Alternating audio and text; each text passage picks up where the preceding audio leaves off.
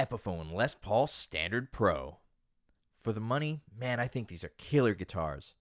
They play great, they look beautiful, and they sound like Epiphones. I'm going to show you how to swap the pickups in an Epiphone Les Paul without having to solder anything at all. For those of you tone hounds who are on the endless quest for perfect tone and swap pickups in and out of your guitars all the time, this is going to make it faster than ever and easier than ever to swap pickups in and out of your instrument. Most recent Epiphone Les Pauls use what's called a QuickConnect system, which means that the pickups plug into the volume pots rather than being soldered on. Now, I went on reverb.com and I found this company called Scrinia Engineering. I hope I'm pronouncing that right. And they make all sorts of awesome adapters and parts and pieces to allow you to exploit this QuickConnect system and perform totally solderless pickup swaps without any specialized tools at all. So this piece right here is a QuickConnect-to-Captive-Screw terminal adapter. Now note that this QuickConnect adapter is for Gibson guitars. Gibson guitars use a smaller connector than what's used for Epiphone guitars. Just bear that in mind. We'll get to it later. On the other end, we have a captive screw connector. Now, those little holes in that green thing are terminals, and you're going to put your pickup wire in those terminals, screw them down using the provided screwdriver, super clutch. They give you the tool. How cool is that? And you're going to make your connections there instead of soldering. And then that plug just will plug into your volume pot or your QuickConnect system on your Gibson Les Paul. But we are working on an Epiphone Les Paul. Fear not. Scrinia saves the day with another adapter. That takes your Gibson plug and converts it into an Epiphone plug. You just plug your pickup wire into the captive screw terminal, plug the Gibson plug into the Gibson plug on the second adapter, and plug the Epiphone plug into your volume pot, and bam, you're done. Here's everything you're going to need to do this job. First, of course, you're going to need a replacement pickup. I'm using a DiMarzio here, but you can use whatever you want. Some scissors or some wire strippers for stripping the pickup wire. You're also going to need a QuickConnect-to-Captive-Screw terminal adapter. I'll show you where to get them. An Epiphone-to-Gibson QuickConnect adapter. Also show you where to get them later. And a flathead screwdriver, tiny little one, for driving the captive screws in those terminals. You're also going to need a small Phillips screwdriver. That's going to be for removing the pickups. Guys, trust me on this one. You're going to want someplace safe to keep your screws and other small parts, because nothing kills the buzz of chasing tone like chasing screws that have rolled under furniture. Alright, now that you've got all your tools assembled, it's time to do the job. First thing you're going to need to do is remove the strings from the guitar. Now you're going to need to do that so that you can get at the pickups, because obviously the strings are over the pickups. The next thing you want to do might not be apparent to those of you who haven't worked on a Les Paul before. You're going to want to take the bridge and tailpiece off your guitar. Now the reason why you want to do this is that they're not really held on by anything. They're just kind of sitting there, right? And since Murphy's Law holds that anything that can possibly go wrong will definitely go wrong, anytime you move this instrument with these unsecured bits still on it, they will fall off and they will damage your finish. So please be careful. Now we're going to flip the guitar over, and we're going to use our small Phillips head screwdriver to remove the control cavity cover, putting the screws someplace safe so they won't roll away on you. Alright, now that you've got those screws out, the control cavity cover should just lift right off, and just hook a fingernail under there and pull it out, and place it off to the side someplace safe. Now we're going to take a look at the QuickConnect system, which is what lets us do solderless pickup swaps on an Epi Les Paul. So the QuickConnect system uses plugs that are crimped onto the end of the pickup wire, and these plugs plug directly into the volume pot that controls that pickup's volume. So if you want to replace the bridge pickup, make sure that you unplug the cable from the bridge volume control, because that's what goes to the bridge pickup. If you want to do the neck pickup, vice versa, unplug the plug that's connected to the volume control that controls the neck pickup's volume. Alright, now we're going to flip the guitar back over, because we have to unscrew the pickup from the guitar. So we're going to take our small Phillips head screwdriver, and we're going to start with the screws that are in the corner of the pickup trim ring, if your guitar has trim rings around the pickups. This is important because the trim ring is what actually holds the pickup to the guitar. Those two screws in the middle of the sides there, they are not going into the wood of the guitar. They just hold the pickup into the trim ring. Once you've got those screws backed out, you can just pull the pickup ring and the entire pickup assembly will come right out of the guitar. Now, the next thing we're going to do is grab this wire coming out of the pickup and very gently try to tug it through the cutout in the guitar. Now it's snagged a little bit, so we're going to flip the guitar back over, but we're going to be real careful now, right? We're going to keep this pickup and the screws and all those sharp edges away from your beautiful finish. Keep your hand in between the pickup and the guitar to prevent damage. Now you're going to grab the QuickConnect connector and try to finagle it back through the hole that it came through, right? So that you can pull that wire all the way out. Don't get dismayed if it doesn't come out right away. It might take a little bit of finagling, but remember that it went in this way, so it will come out this way. And there you have it. You've now uninstalled a pickup without ever having to touch a soldering iron. Now we're going to grab our new pickup. We're going to grab our screw that came with it. We're going to put it through the trim ring. We're going to take our spring, and we're going to put that spring over the screw, with the screw going right through the middle. And then we're going to screw the screw into the little dog ear portion of the pickup with our little Phillips screwdriver. Remember that you don't really need to crank these down all the way. The goal is just to get a little bit of the pickup cover showing above the top of the trim ring. Now you're going to do the same thing to the other side. Same deal. Just get a little bit of the pickup cover showing above the trim ring. Don't go too crazy. You're going to want to adjust it later to fine-tune your tone. Right now, worry about installing. So now we're ready to take the pickup wire and feed it back through the guitar. You're going to pass the pickup wire back through the same hole that the old pickup wire came out of.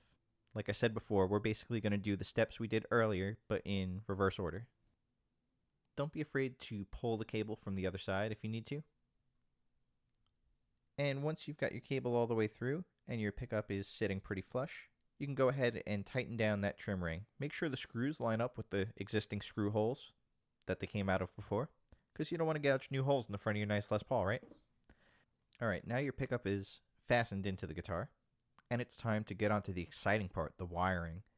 This next step is called preparing the wire, and that's exactly what it sounds like. We're getting the wire ready to terminate it into the adapter.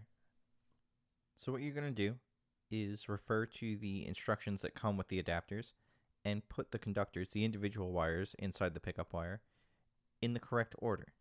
And once you've got them laid out in this correct order, you're going to take your scissors and you're going to cut straight across so that all the conductors are the same length.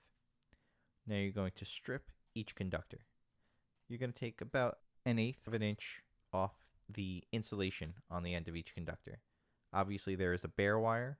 You're not going to need to strip that. There's nothing to strip off. Once you got your wires all stripped, grab your QuickConnect-to-Screw terminal adapter, and you're going to open up each terminal just to make sure that it's wide open and ready to accept the pickup wires. So you're going to take the little flat screwdriver that comes with it, and you're going to go lefty-loosey to open it up. And you can see the little tab in there. You want to make sure that little tab goes all the way to the bottom of that green screw terminal so that it's wide open and it's ready to accept the pickup wires. So now that our pickup wire is prepared and our screw terminals are all wide open, it's time to take a closer look at the screw terminal adapter. So you're going to notice those little round holes in the circuit board there. We're going to figure out what those are for. If you look at the other side, there are similar holes. The wires go up through the holes and then solder onto the board. On this side, we're going to go up through those holes before we go into the captive screw terminals. That's going to give us a little bit of strain relief so that if something pulls on this plug, it's going to be tugging on those holes rather than on the actual connections at the screw terminal, and that'll help prevent the connections from being broken by something tugging on the wire. So we're going to put the wires in the appropriate order: black, white, red, green, shield, again for a DiMarzio. Make sure they're twisted nice and tight at the ends, no stray strands, and you're going to put them through the little holes. One wire per hole in the correct order. They can't share. Boop, there we go. So then we're just going to bend them all over and push them into the captive screw terminal. Once you've got the wire into the terminal, you're going to take the little flathead screwdriver that comes with the adapter and you're going to tighten down the terminal using the screw on top. Remember, righty-tighty, lefty-loosey. Be careful while you're doing this to make sure that all of the strands of the conductor actually make it into that terminal block. You don't want any strays hanging out that might short out against other wires. Now lather, rinse, repeat 5 times, and bam, you're good. Everything's wired in. Once you're satisfied that you've wired everything properly and all your connections are nice and tight, we're going to take this clear piece of heat shrink tubing, which is also provided with this adapter, super clutch Scrinia, thanks again, and you're going to slide it over the adapter. But you are not going to shrink it down just yet. See, I believe in measuring twice and cutting once, so we're going to test and just make sure that we've wired everything correctly before we really commit to shrinking down that heat shrink. So we're going to take this one adapter that we've just wired up, and we're going to connect it to the other adapter. So it only fits together one way. You're going to put the small bit on one into the small bit on the other, and then you're going to plug the big bit into your volume pot. So you're going to take the tines facing up on both of the small connectors and push them together, and that's it. There's no click, there's no latch, they just kind of push together nice and tight. And that's that. Make sure it's nice and snug. And now we can move on to the other plug. Now this larger connector plugs into your volume pot, so we're going to do that right now. We're going to plug it into your volume pot. So the plug will only go in one way, so if you're having difficulty, don't force it. Try flipping it around upside down, see if that helps. It's not going to make a noise or anything, it'll just slide in there firmly. You won't be able to pull it out as easily. So now we want to test the instrument. So we're going to take the adapters that we just connected together and we're going to smoosh them into the control cavity. You don't have to be too neat, this is just temporary. We just want to be able to flip the instrument over so that we can conduct our tests. I like to call this test a tap test. Basically, you're going to plug the guitar into an amp and you're going to tap on the pickups with a screwdriver.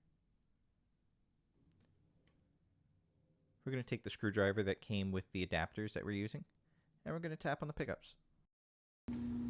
Now, because this is a humbucker and this guitar is wired for 2 coils, we're going to tap on each side and we're going to test to make sure the coil tapping is working. So we're on the pickup that we just replaced. We're going to tap on the screws and you can hear the thump. We're going to tap on the cover on the other side. You also hear a thump. Now the coil tap is activated by pulling the volume pot on this guitar, so you don't really hear much when we tap on there, but you still hear a nice solid thump when we tap over there, which means that we've successfully installed the pickup and the volume or the coil tap is working.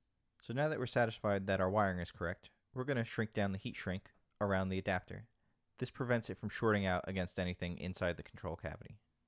I'm using a heat gun. You can use a lighter in a pinch if you don't have a heat gun, but just be careful. This heat shrink is going to prevent the contacts on the bottom of the circuit board here on our adapter from shorting out against any of the metal here in the control cavity. So I know it's been a while, but hang in there, we're almost done. It's time to close up the guitar. You're just going to neatly fold up your adapters and find a home for them inside the control cavity. There's plenty of room, don't worry. You could even do 2 of these setups. Once you're done folding that in, you're going to replace your control cavity cover and screw that back in. Alright, now that everything's all closed up, it's time to flip the guitar back over and restring it. Alright, no judgment on the tone, I'm just plugged into a powered PA speaker.